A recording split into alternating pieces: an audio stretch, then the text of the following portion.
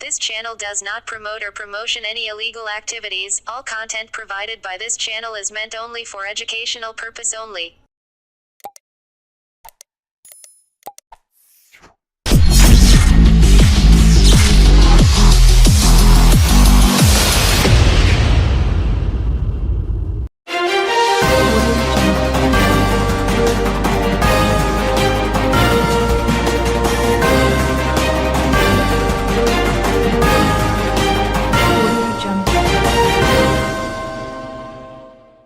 হুগলির খানাকুল ১ নম্বর পঞ্চায়েত সমিতির সহ-সভাপতি পদ থেকে গত ১৫ই মার্চ পদত্যাগ করেন নইমুল হক ওরফে রাঙা। এরপর থেকেই নতুন সহ-সভাপতি নির্বাচন ঘিরে খানাকুল এলাকায় তৃণমূলের গোষ্ঠীদ্বন্দ্ব প্রকট হয়। গত ১৫ই জুলাই ফের খানাকুল পঞ্চায়েত সমিতিতে নির্বাচন ঠিক হয়। ১৫ই জুলাই নির্বাচনে অশান্তি চরমে ওঠে। মাথা ফাটিয়ে দেওয়া হয় সভাপতি শম্পা মাইতির। জানা যায় খানাকুল ১ নম্বর তৃণমূল ব্লক সভাপতি দীপেন মাইতির সাথে প্রাক্তন পঞ্চায়েত সমিতির সহ-সভাপতির নইমুল হক ওরফে রাঙার মধ্যে লড়াই প্রকাশ্যে আসে। সেই কারণে আজ ২৪শে জুলাই আরামবাগ এসডিও অফিসে ফের সহ-সভাপতির নির্বাচন ঠিক হয়। খানাকুল ১ নম্বর পঞ্চায়েত সমিতির মোট আসন ৩৯, যার মধ্যে তৃণমূল ৩২, বিজেপি ৬, সিপিএম ১টি আসন রয়েছে। আজকের নির্বাচনে তৃণমূল ব্লক সভাপতি দীপেন মাইতির গোষ্ঠী ২২টি ভোট পেয়ে রাঙা গোষ্ঠী পরাজিত হয়। রাঙা গোষ্ঠী ভোট পায় ১৬, এরপরেই ব্লক সভাপতি গোষ্ঠী জয়ের উল্লাসে মেতে ওঠে। রাঙা জানান আরামবাগ মহকুমায় আজ কালা দিন।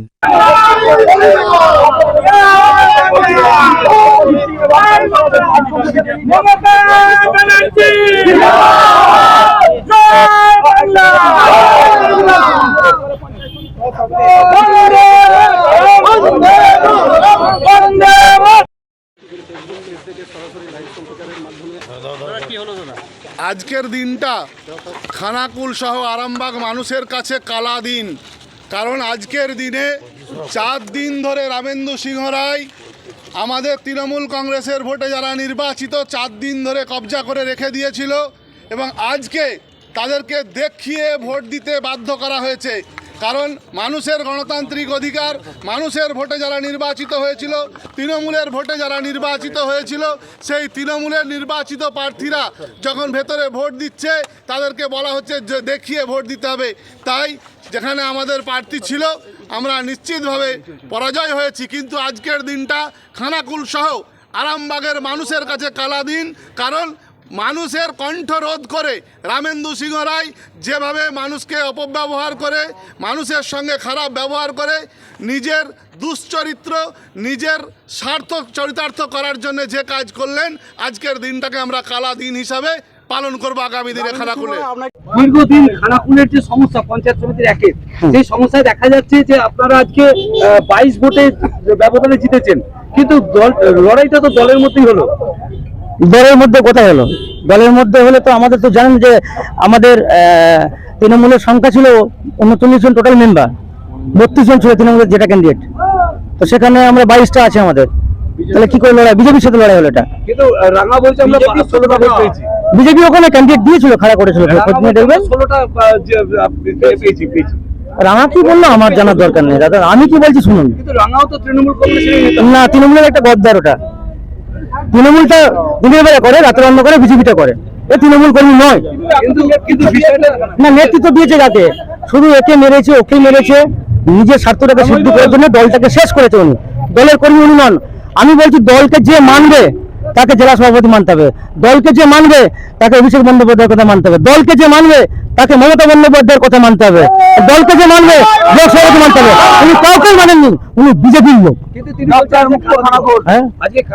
সে বলতেই পারে কেউ কালা দিবস। আজকে যদি এখন বৃষ্টি যদি না হয়, তখন বৃষ্টি হচ্ছে মূল জায়গায়, তাহলে আপনারা যাচাই করুন। 100% শান্তি ফিরবে খানাকুলে, 100% দায়িত্ব নিয়ে বলছি শান্তি ফিরে যাবে খানাকুলে। খানাকুলের কোনো সমস্যা হবে না।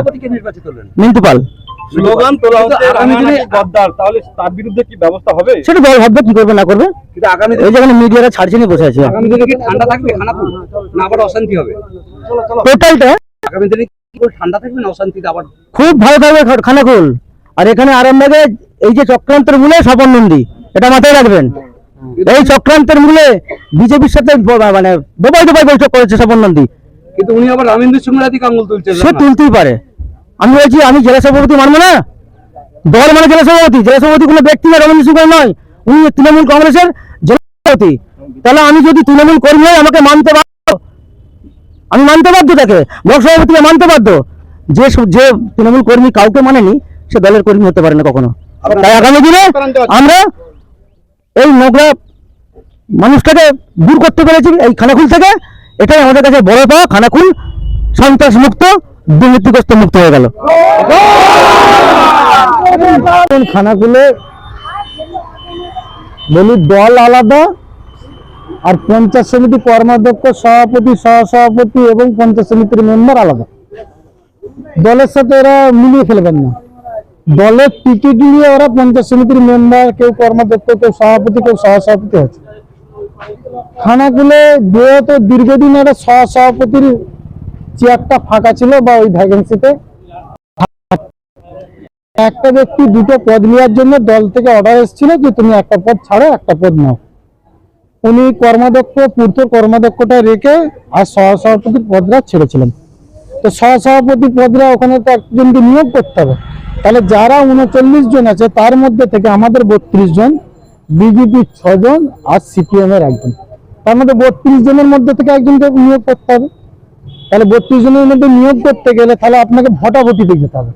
যেহেতু খানাকুল 1 নম্বর ব্লকে পঞ্চায়েত সমিতিতে যখন এই হচ্ছিল, স্থায়ী সমিতি হচ্ছিল, তো তখন কিন্তু একটা গন্ডগোল হয়েছিল ভেতরে, এই ঠেলাঠেলি হোক, ধাক্কাধাক্কি হোক, এমন একটা ঘটনা ঘটেছিল। প্রশাসন মনে করেছে, দল মনে করেছে আরামবাগ শিব জায়গা, আরামবাগে যদি হয় তাহলে নিরাপদ হবে বা ভালো হবে। জন্যই আজকে আরামবাগে এই প্রোগ্রামটা হচ্ছে। রেজাল্ট এসে যাবে, এই সহসভাপতি হোক সে কিন্তু দলের হবে, তৃণমূল কংগ্রেসের হবে, সে কিন্তু অন্য দলের হবে। মাথা ফাটিয়ে দেওয়া হয়েছিল 15 জুলাই। সভাপতির মাথাটা কিভাবে ফেটেছিল, কারা ফেটিয়েছিল শুনেছি, ব্যান্ডেজ করা, ওইটা আমরা কামনা করি না। যেই করুক ওই ঘটনা আমরা কামনা করি না। যাকে আমাদের নিজেদের মধ্যে একই পরিবারের মধ্যে ঘটনা ঘটেছিল, আমরা মিটে গেছি। আশা করছে সুষ্ঠুভাবে একদম একদম হবে। একদম। আর এরপরে কি খানাকুলে কোনো রকম দুর্ঘটনা ঘটতে পারে আশা করছেন? এরপরে যে না না, দলের কথা শেষ কথা, দল যেটা বলে আমরা সেটা শুনি, দল যেটা বলতে বলে আমরা সেটা বলি। এরপরে কোনো ঘটনা ঘটলো আছে, আমাদের প্রশাসন তো অ্যাক্টিভ আছে। হুগলি জেলা বলুন না না, টোটাল পশ্চিমবাংলা, অশান্তি কি যে রইলো? খানাকুল কিন্তু খানাকুলের জায়গায় থাকবে, এইটুকু আপনাকে গ্যারান্টি দিতে পারি। কি নাম?